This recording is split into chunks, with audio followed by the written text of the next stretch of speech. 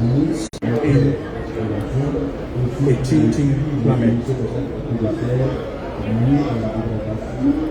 Liberia's development and stability depends on its water resources.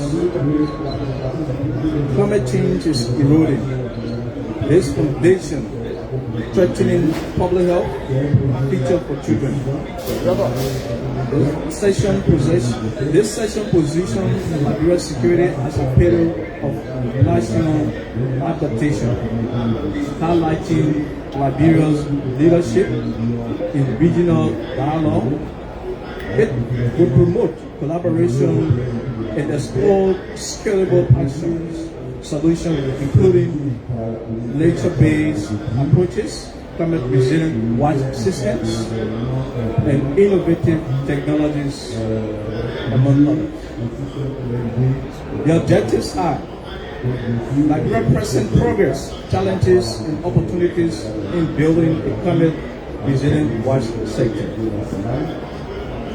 We will also highlight the role of partnerships in universalizing access to climate resilient water services. Mobilize political commitment and investment for scalable and inclusive solutions for Liberia. What are the expected outcomes? This will position Liberia as a leader in community-centered climate adaptation planning. Communicate Liberia climate water nexus challenges and priorities. Strengthen international and regional collaboration. Disseminate key policy and investment recommendations. The program, this event consists of panel discussion, the opening statement, first opening statement followed by panel discussion, and a few questions from the audience, and then a closing remark. On that note, next is an opening statement on the Executive Director of the Environmental Protection Agency, the lead for the climate negotiation in Liberia. You're welcome.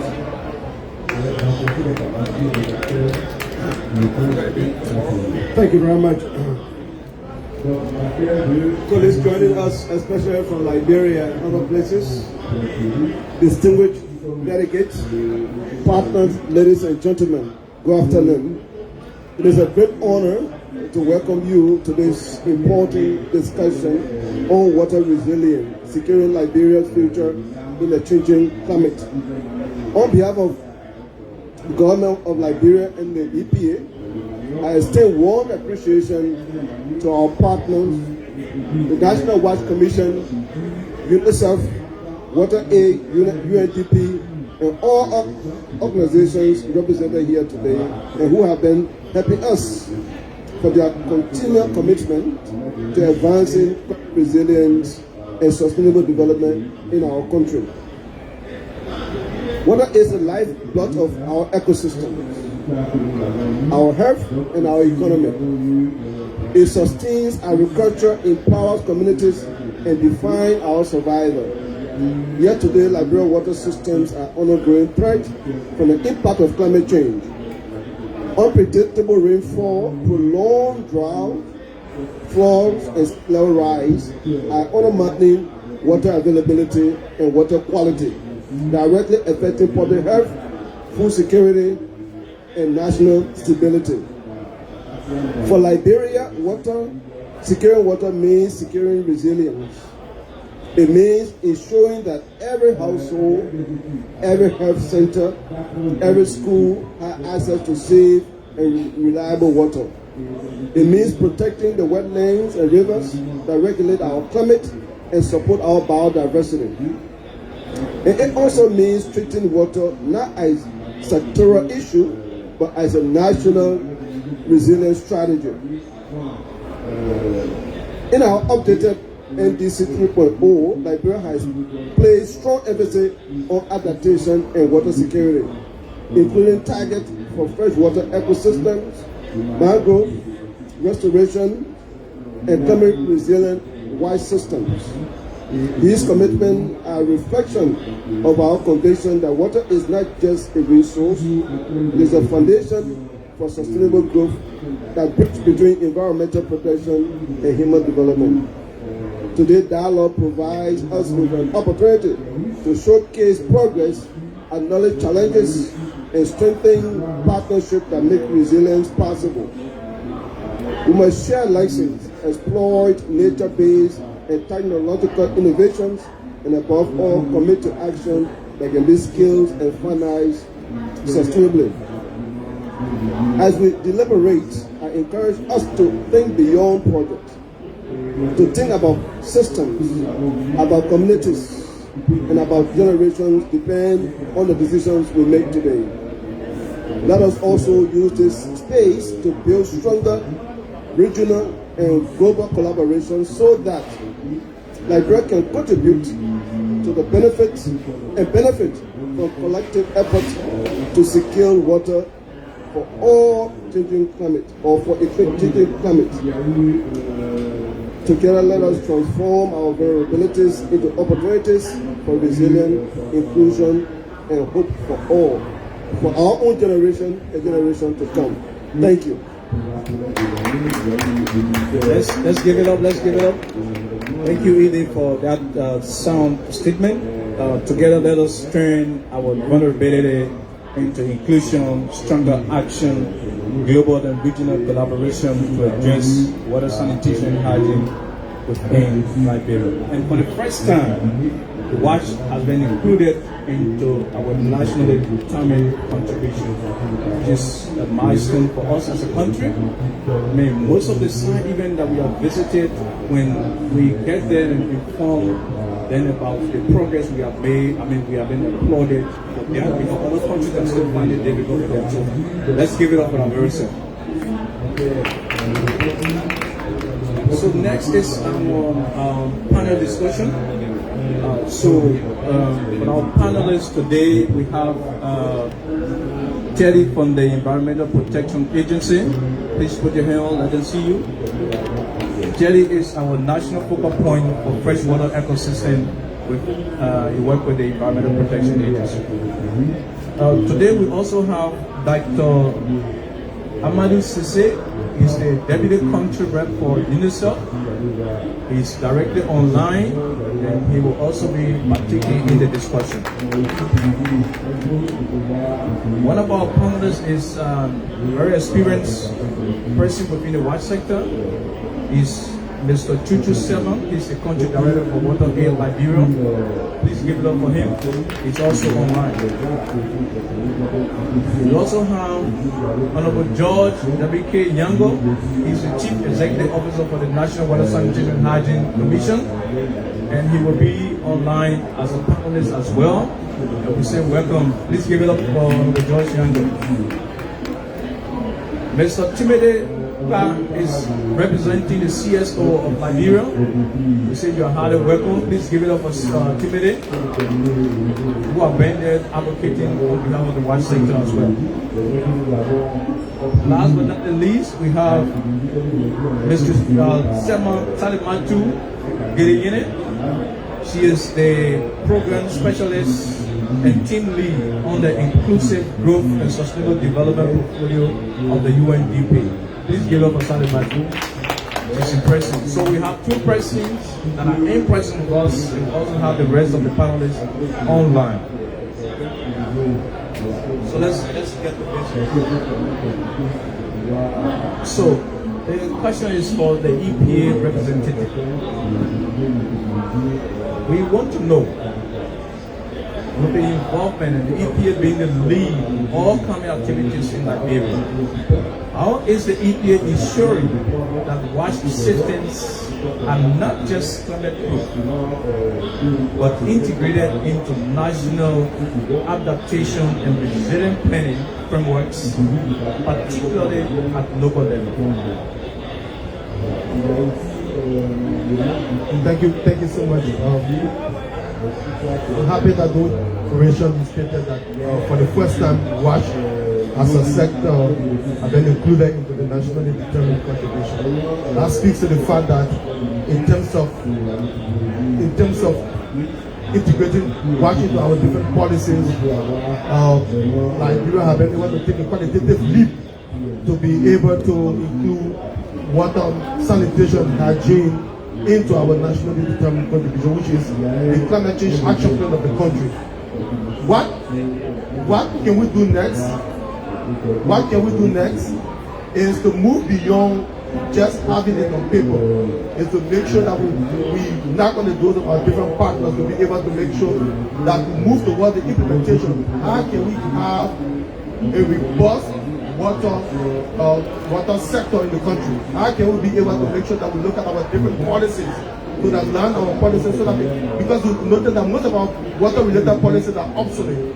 How can we source different funding to make sure that our different policies will speak to each other, which is very key. So when we be able to do that, we can be able to move a step forward by having more implementation. Currently in the country, we see great improvement into the water sector. You can go in different communities and see.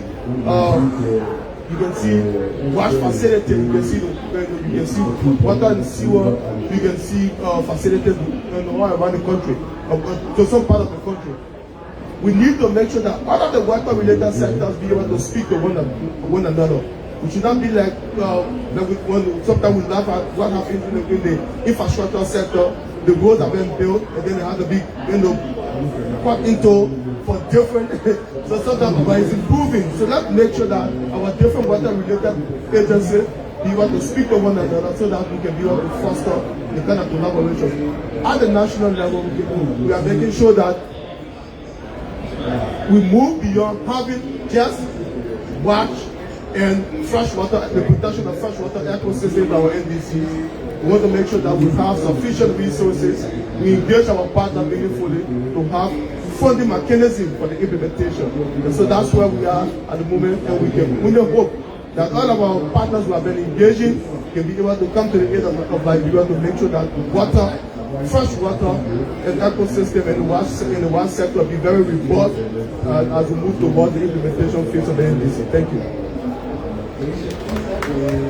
Please give it up for Kelly Taylor for that statement, and that clearly supports. I mean, the inclusion of the watch into the NDC is a very good step forward. I think one key thing he says that we need to move from the planning stage to the actionable stage. And whatever we have put into the document, call on support national government, or support from our partners to make sure that that is implemented, whatever that is within the document. Thank you. Thank you very much for that. On this question goes to UNICEF. So UNICEF as a partner within the country is supporting WASH activities and making sure that WASH issues are addressed within the country. The question is, how does investing in climate resilient WASH protect the health and features of most vulnerable children?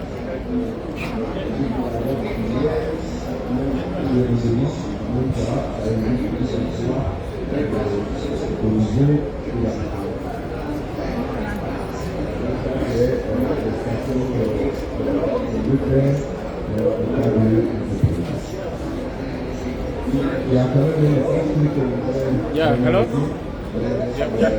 Yeah. We get you. Yes. Can you hear me? Yes, we get you. Okay, so thank you so much. Thank you so much. Thank you so much.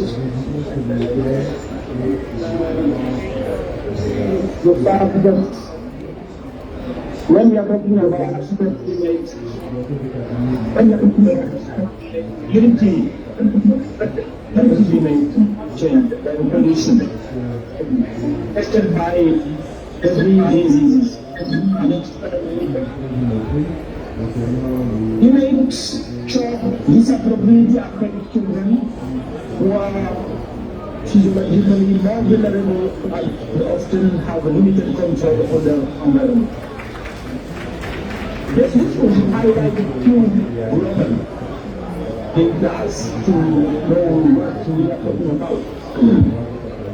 Globally, 739 million children, which means One in three globally live in an area of high or very high disease scarcity. Every day, over 800 children in the 5 die from diarrhea disease linked to unsafe wash conditions. Climate change is projected to cause 28 million more cases of child wasting and 40 million of cases of stunning by 2060. How about Liberia? In Liberia, only 2% of children have access to washing water and soap. 77% have lack access to basic sanitation. Only 55% of schools have basic water facilities, raising the risk of waterborne disease. Let me stop the data and emphasize on what we should do. What our commitment for children in Liberia should focus on. And the resilience wash system is one of the most direct ways to protect the health and the future of children. We made the resilience wash system to protect children, for instance, by 3 major things. Ensuring continuity of safe water and sanitation within the critical services that are essential for the physical health and dignity. The second is to reduce the exposure of waterborne disease and malnutrition. The third one is to support education, especially the girls who are disproportionately affected by the water scarcity and food sanitation amongst their hydrogen challenges among others. We could avoid those challenges by working together. Our priority for scanning climate resilience wash are very clear and very touching our part in our continuous commitment for children in Liberia. I want to highlight the 3 major of those priorities. The first one is protecting children and essential services they rely on. This means supporting mainstream child-focused measures in the climate policy, development plan, and leveraging increased climate finance for wash, health, education, and nutrition. Just as a reminder, only 2.4% of the climate finance from major key fund support climate responsive activities. And despite this critical role, WASH receives only a fraction of climate adaptation funding, pretty much areas. The second priority is to reduce the emission urgently. While adaptation is critical, the only way to fully protect children is to keep the 1.5 degree target within reach.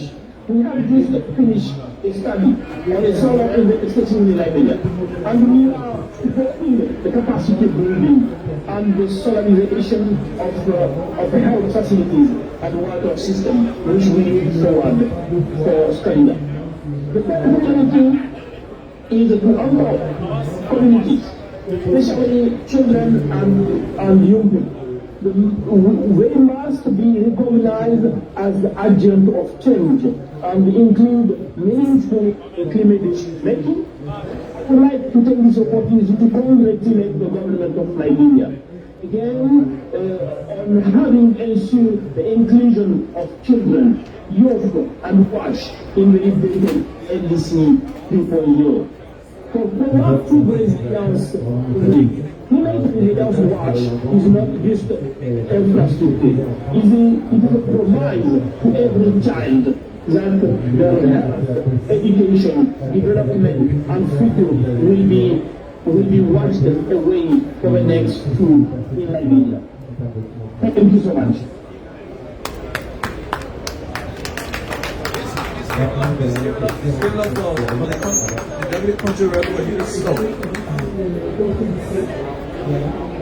Okay, so Dr. Sissin spoke of, he gave some statistics globally, also that of Liberia, and we all listened to him very carefully.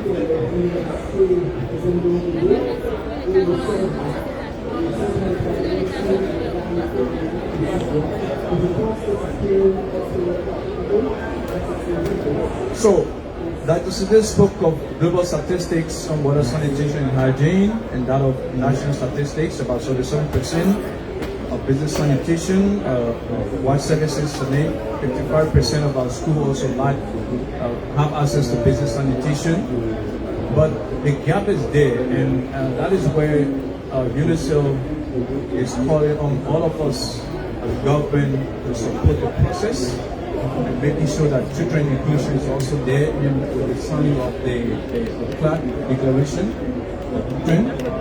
which is very important for us. UNICEF have also been supporting other programs in Liberia. He made mention of a few. We're going to develop the common rationale, and also the inclusion of watching the NBC and support with UNICEF. So thank you, UNICEF, and thank you for being part of the process. So our next panelist is the Watch Commission. This question goes to the Watch Commission under George Nyanga, being the head of the watch sector in Liberia in terms of regulating the sector. What is the role of local private sector actors that they should play in building and maintaining a resilient watch system in Liberia? We also have a follow-up question that will give you time to also address because it's important for us. The follow-up question will be, what critical gaps in infrastructure technology, and institutional capacity that must be addressed to operationalize climate resilient watch across Liberia? Over to you, Honorable George Nyanga, CEO.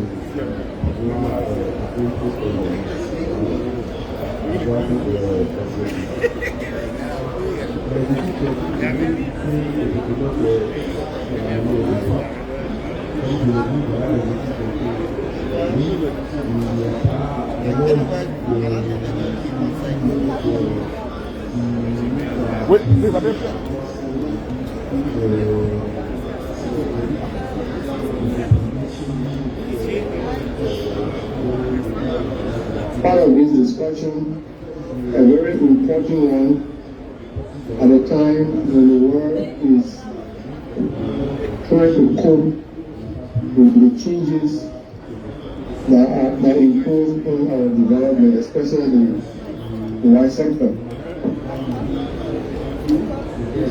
The role of the private sector is very critical. And those rules are in terms of accessing financing and technology and being led by regulatory control. These help to be able to deliver very efficient services to our population. In addition, providing capital, technology, and efficiency that complements government and NGO efforts are very crucial for the private sector actors.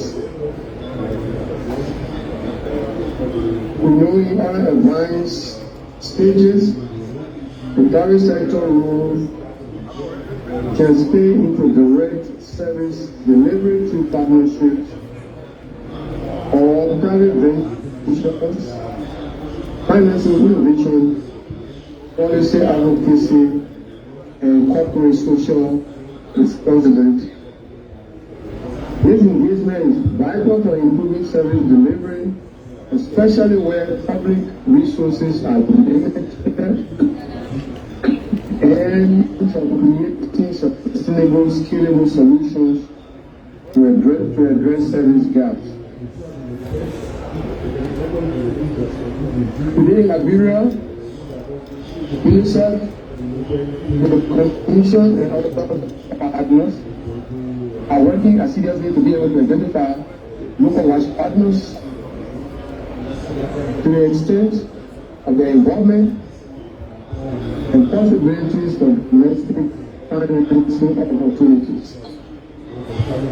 This is very critical to operationalizing the open defecation-free 2030 strategy that we are currently working on. With the very advanced and robust involvement of the private sector, public institutions such as the government are left to set standards at various levels and to be able to monitor implementation. Although we know in this country our private sector is not very strong, but again this is an opportunity to be able to build that cadre of a level of service that they can provide. This is something that we cannot do alone. In many countries, we know that the government makes available the resources, the private sector manages those resources under the control of the government. So even though these are in their elementary development stages, but it's important to know that we begin to look at the vital role that the civil society, that the private sector can be able to play. So I think I just had these 3 points to talk about why we are in these deliberations. Thank you.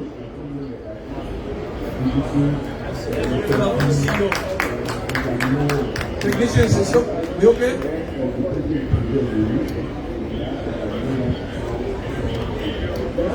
Thank you very much, the Honorable CEO of the National Watch Commission.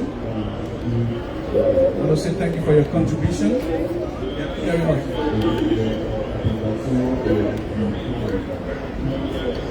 Okay, we say thank you very much, Honorable CEO, for that great contribution, the very critical role that the private sector have to play within the watch sector, and some of the gaps that we do have within the sector that were well outlined into your deliberation. So the next is Mr. Chuchu Sevan from Water Aid. This question goes to you. What lessons can Liberia draw from other countries that have successfully implemented nature-based inclusive watch system? Those lessons that we can bring to the country. Thank you. Over to you. Thank you, and once again, thanks to EPA and all of the partners, including our own UNICEF for helping to organize and make this possible. As Country Director for Water Aid Liberia, climate change has been one of the critical areas that we listed as part of our strategy for tackling the global crisis that we are facing. And basically it's because of 3 reasons. One is because access to water, sanitation and hygiene is threatened by the rapid climate changes that we're witnessing across the globe. And secondly, people can be more resilient to climate change if access to water, sanitation and hygiene services are adequate and sustainable for them. 3, we know that climate change can destroy facilities and of course every other aspect of human development. or I would say most aspects of human development, education, health, food security, nutrition, and what have you, depend on WASH. So without addressing WASH, the effects of climate change will be horrible on the lives of these people. So water aid in 22 countries where we work, especially mostly in Africa, we selected and prioritized climate change and integrating WASH into climate change. So we have what we call the Integrated Water Resource Management Framework that we've developed, and we list how change affects access to WASH and how climate change is leading to different conditions that could lead to scarcity, pollution, and obviously contamination of water bodies. So in countries in Africa where we realize that access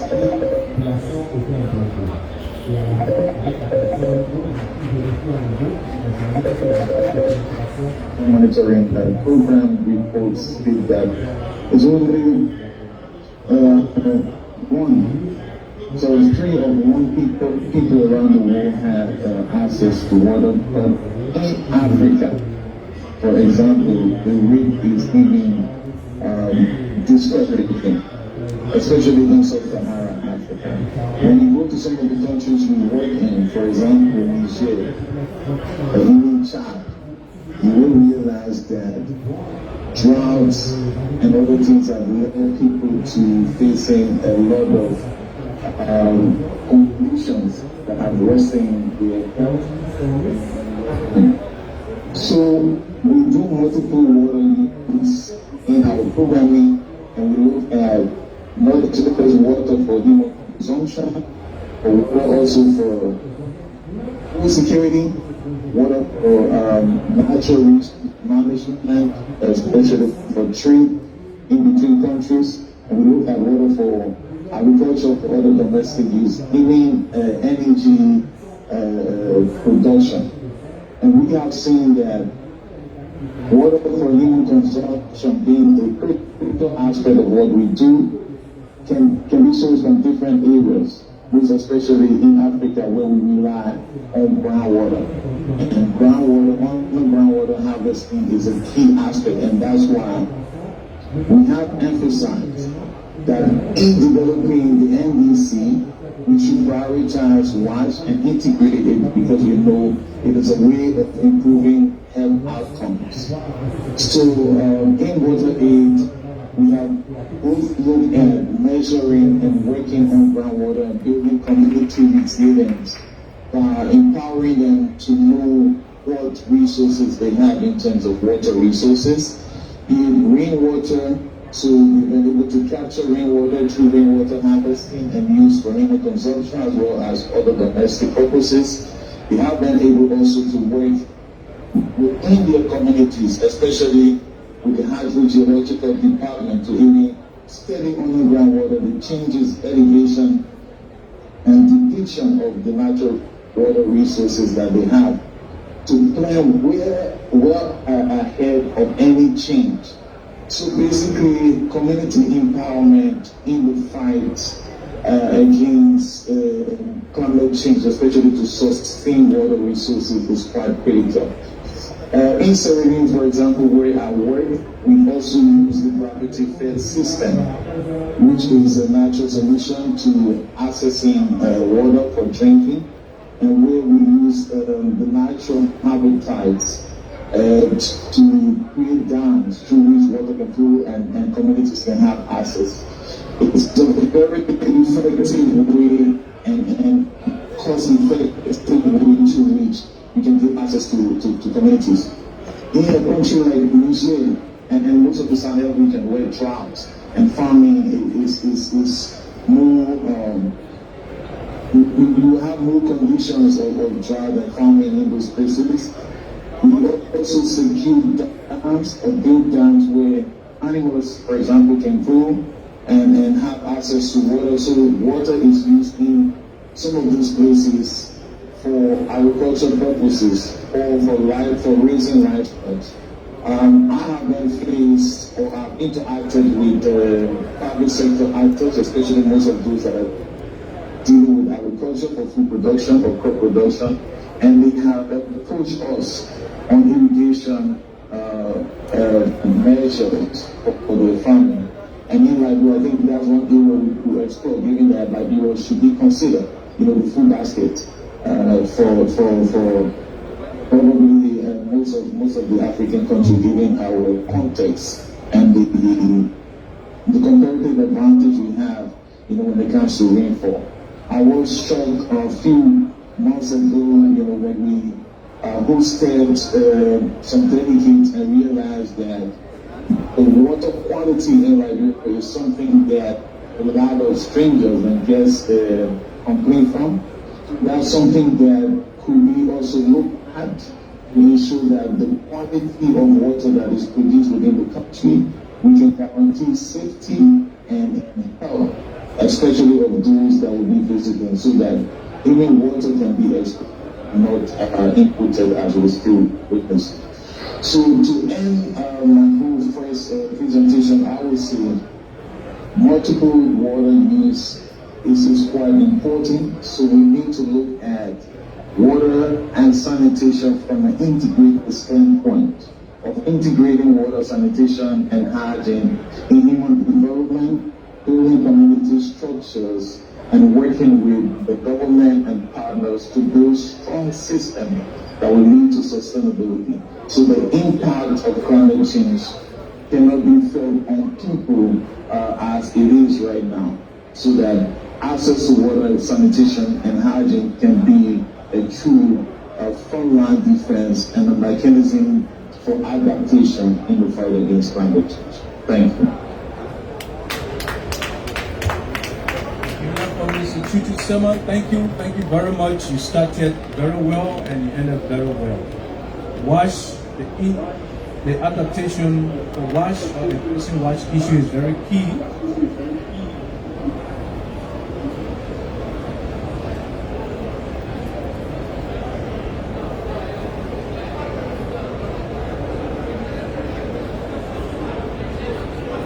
Addressing wash, climate change effect will remain visible, and that is very clear.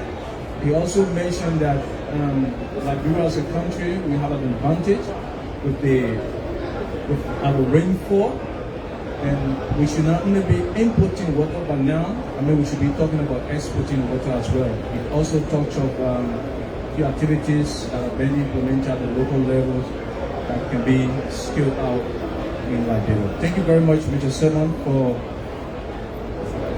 that great intervention. Our next panelist is, the question goes to the CSO representative, Mr. Timothy Park.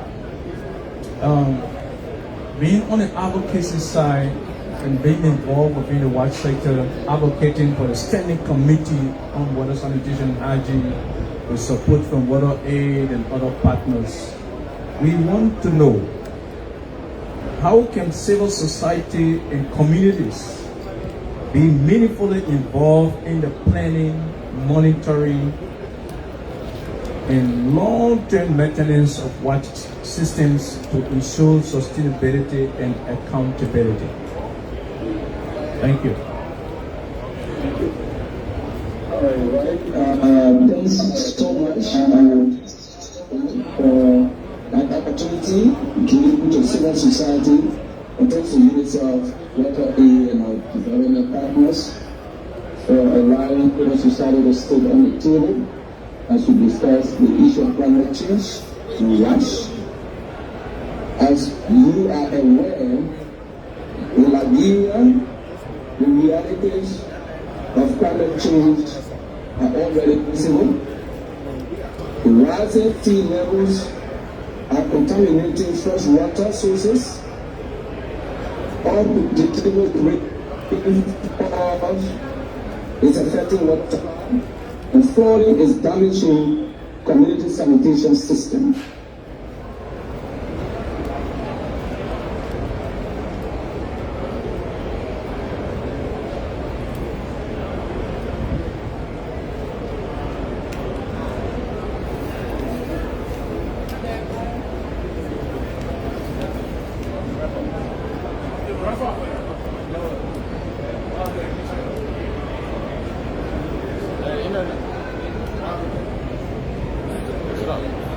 At the internet.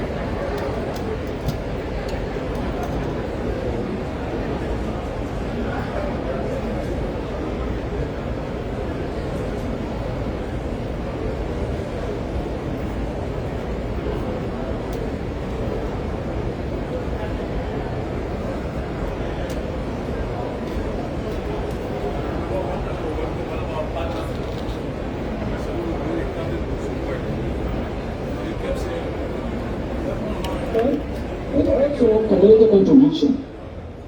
Communities will be trained to operate and maintain wash facilities and supported through local wash funds for maintenance and repair.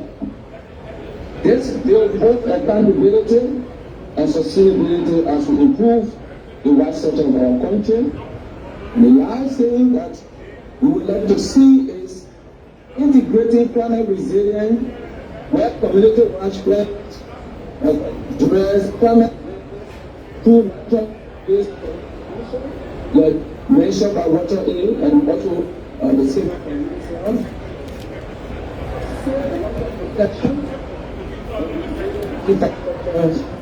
These are factors that we should consider as we implement the issue of climate change and water in Liberia.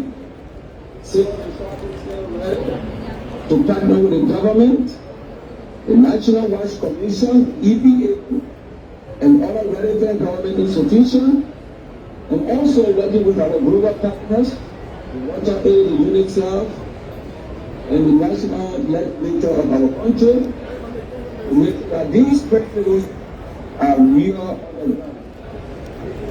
Use of the water sanitation for all, mutual accountability system that will ensure sustainability of systems that are being built, and then the commitment of the government to ensure that those promises made at national and international events are fully implemented.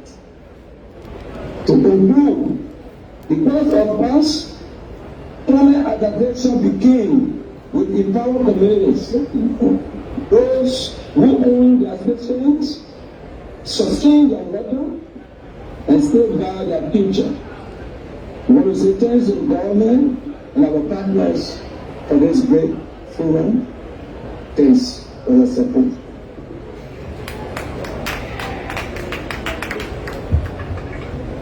Thank you very much, Mr. Timothy Pan, for that very good intervention. And at a certain point, we were cut off because of the internet, but we got a few things in your statement, which is very important, the community involvement. And I can clearly tell you, for some of the work that we have been doing, these are visible examples that when you get to the communities, I visited a community in one of the counties, and there were wash infrastructures that were built, but without the involvement of the communities. So at a certain point, we found that the placement or the location of the facility was at the outskirts of the town when you entering the town, entering the town. But then you have to walk few distance to go to that particular facility where everyone knows that you're walking up to the facility. And for our settings, these things, people don't want to see you going to do it, especially for our villages and towns. Everyone knowing that, okay, I think Paul is going up there to exercise. So for that notion, nobody was using that particular facility. Yes, when we saw it, they were even using it for warehouse. Serious thing. So community involvement is key, as Timothy mentioned, and all of our panelists are even saying. The scaling down of our approaches to districts, communities, and county level is very important. That can be specifically scaled down. And on the commitment of the CSO, we know you have always been there and you continue to raise the flag and talk on behalf of the watch sector. Thank you very much for the work you do. Last but not the least, for our panelists, being the engine, the father, the mother, when it comes to implementation, when it comes to financing, when it comes to activities within the sector, especially when it comes to climate related, the UNDP sit at a very vital role that we look up to. So, over to our UNDP panelist, Mrs. Sadimatu Geriyen. How can Liberia better position itself to access and manage climate finance for WASH, particularly from the green climate and other multilateral sources? All ears open. Thank you. Thank you so much. So we are happy to be here and to participate in this all-important event. With the issue of Liberia positioning itself to access GCF funds, all of other multilateral agencies, funding, BA, CIF, adaptation, GEF, and other institutions, there are a couple of points I would like to highlight. First, Liberia needs to strengthen policy and institutional framework, and that which has already been ongoing. We see that the issue of children, women, fresh water, as well as WASH issues integrated in the NDC 3.0. Being integrated and formalized is one thing, but what all we are discussing here depends on the access and the mobilization of financing. When we are developing projects and programs for these multilateral funds, there are a couple of things that are very key, because most of these funds are very competitive. Even sometimes, even though they set aside envelopes for countries, especially LDC, least developed countries, they're also competitive because within the least developed countries, you're not just Liberia, there are other countries with even more capacity than you are. So establishing a WASH climate rationale.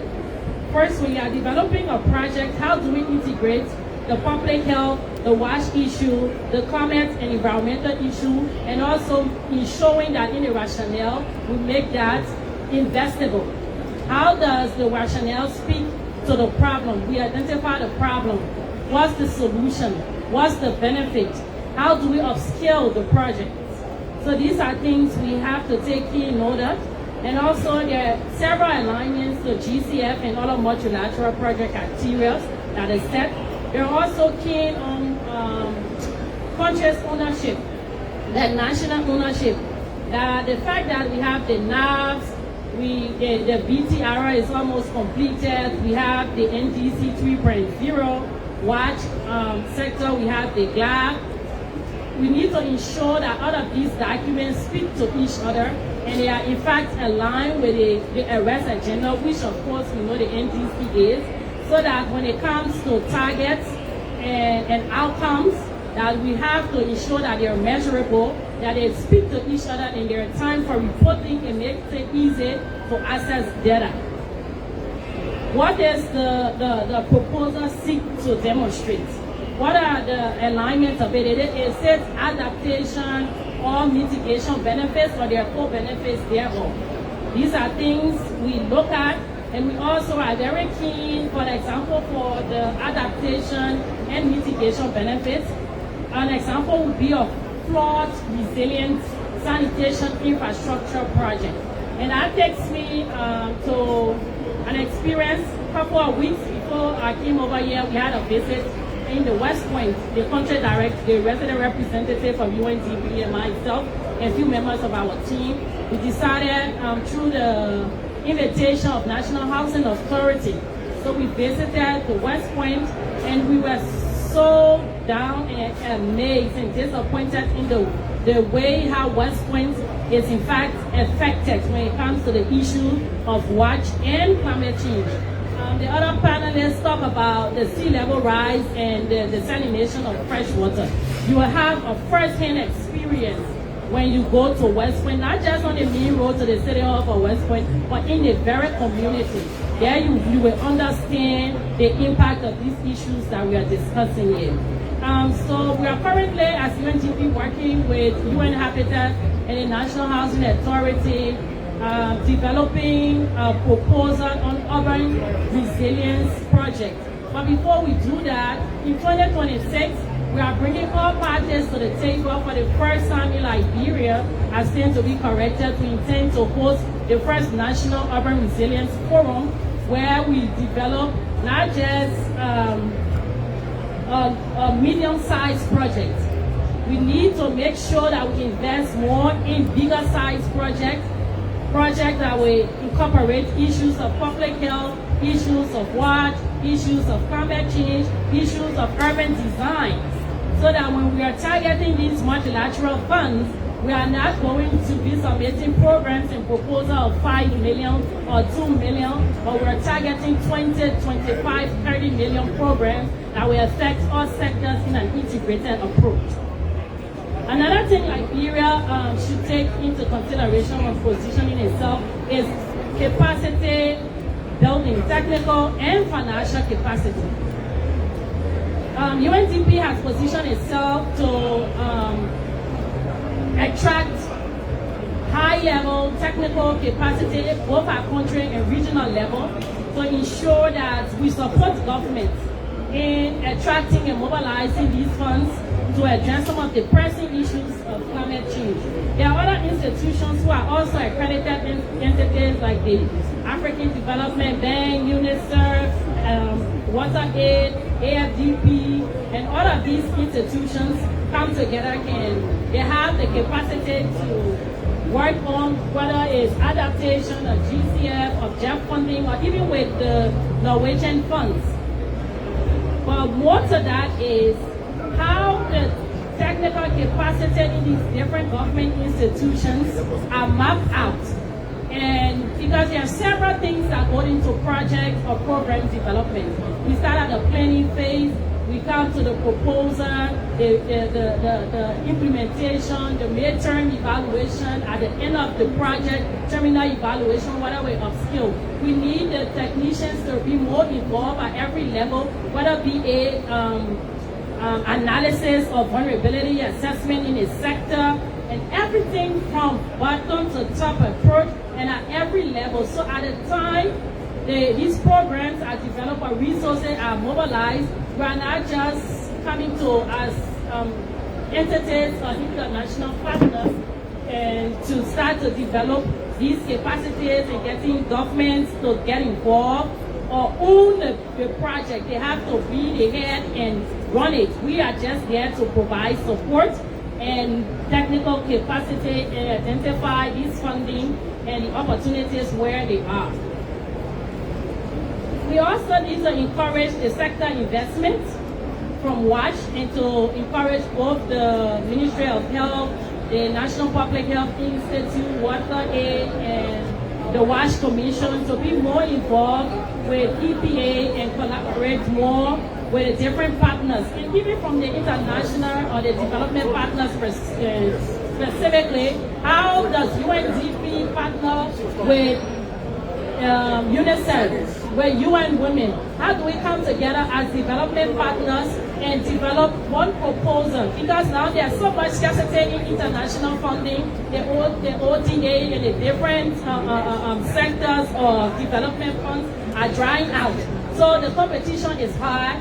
Meanwhile, the issues of climate change and different development problems that Liberia is faced with, everything in Liberia right now is a priority. So the more different development partners collaborate and work together in developing programs and support the government is something that we should also look at. The engagement of stakeholders and communities. How do we make sure that the different programs and we are developing or projects we're working on are inclusive? include women, children, people living with disability in vulnerable communities. Not just that when we have developed projects, I tend to tell my team most of the time, I believe that from the concept stage, when you have an idea and you think you want to target West Point, that was why we went to West Point for the urban resilience. We were not sitting in our offices and decide this is what West Point needs. We need to go to West Point and say, what are your needs? What are your priorities? What do we do? When we spoke with West Point recently, they talk about the wash issue. We've gone there, we send engineers to come up with different costs and everything. But they were also keen about rehabilitation. They say, yes, I mean, most of us, the youth, were out of school. But even though you want to bring us the sanitation and water supply of safe drinking water here, but also make sure your program integrates things that has to do with rehabilitation and how do you reintegrate us in the society after such a program. And we said, yeah, this is something that is a lesson learned, and it's also something we can improve on. So every time we have an idea or we think this is an issue that is pressing in Liberia, we need to address, and we target communities and areas, we need to first have an engagement with them and make sure all the voices are heard and they are to the table from the design stage to the end, the terminal stage of these programs. Thank you so much. Let's give it up, let's give it up, let's give it up. Technician, we're clear, they can hear me? Yeah, they can. Yeah. Okay. Thank you very much, Mr. Glenn, for that very beautiful engagement. And there's a key takeaway. We call for our development partners to work together on minority proposal for the country, a one-stop center that all of the partners can come together and develop a proposal that will help the government to address it is very, very key.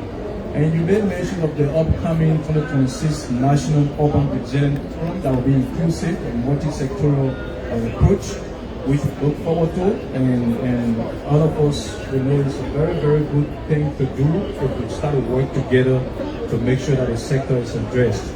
And in terms of policy and institutional framework strengthening, that have to be inclusive of children, that have to be inclusive of us, and gender activities, I think is something that we have to leverage on. It's very key as we move forward. So thank you very much. And next is questions from our audience. If there is any for our panelists, then we can take it before we close. Same question.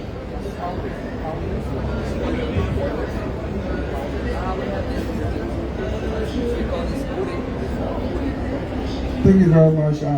My name is Darius Estue, and I'm a representation of the Liberia National Students Union, LASU. So we want to begin by appreciating the Liberian delegate here, and specifically to this event, I want to say thank you to our partner, especially the UNDP, for the splendid presentation.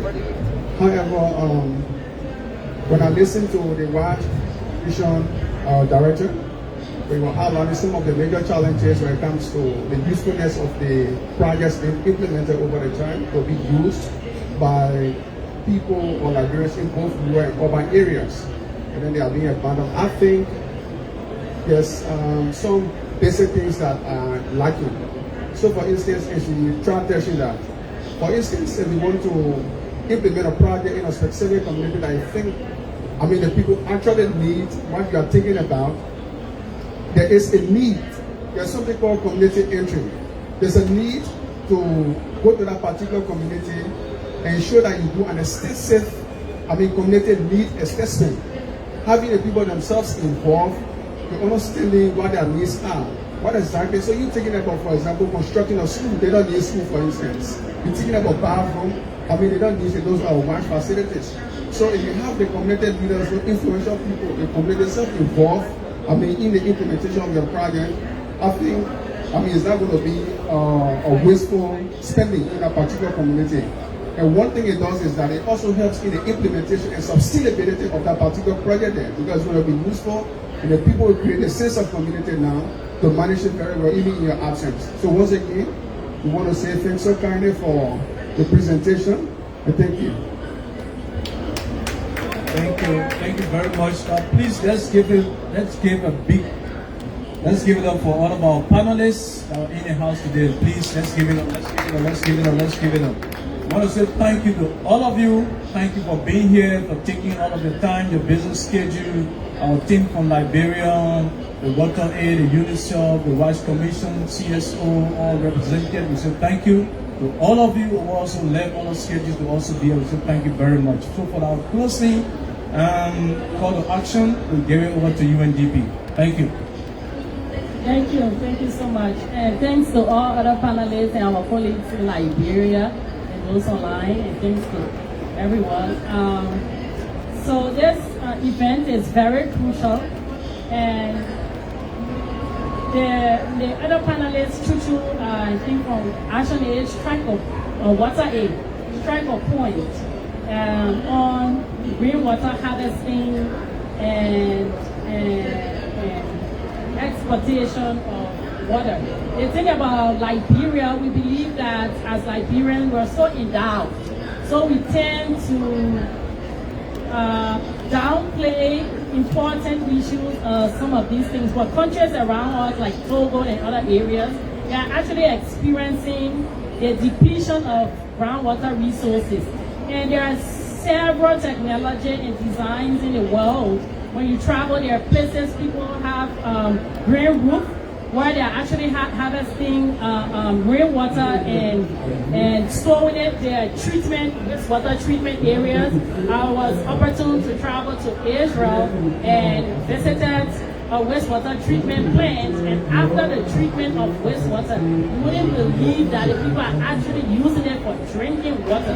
So these are things we need to tap into, and this discussion, I shouldn't just limit it to a panel, but this discussion around the sectors these couple of months and weeks, we have come at a better time. We need to ensure we get the public works, people that are into design on board, because this infrastructure needs to be designed in a way that they are flood prone. We need to involve the disaster management agency, the early warning system. They are very cardinal when it comes to watching public health issues. But when it comes to government ownership, we say we put our money where our money is. So when you are targeting these multilateral funds, they are all matching funds. My advice to government is, if you are in conversation with UNICEF, for instance, or UNDP, and you have an idea or a problem that you're faced with developing a proposal, if UNICEF and UNDP can come up with co-financing to the project, the government,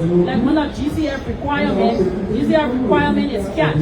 So you have to be able to contribute to the fund that GCF will contribute to. And GCF doesn't release any tranche to the government, they upload the government funding first. So when you actually put in your funding and you implement it, GCF knows that this government is serious, this is something you are committed to, you're going to sustain even after it is out of the implementation phase. So let's continue to keep the discussion open. Let's continue to work together. Let's collaborate, colleagues. Water Aid, our UNICEF colleagues, we are hoping. After this, we're hoping that we come up with ideas and project proposals that we can push at a higher level. Thank you all so much. It was glad being here.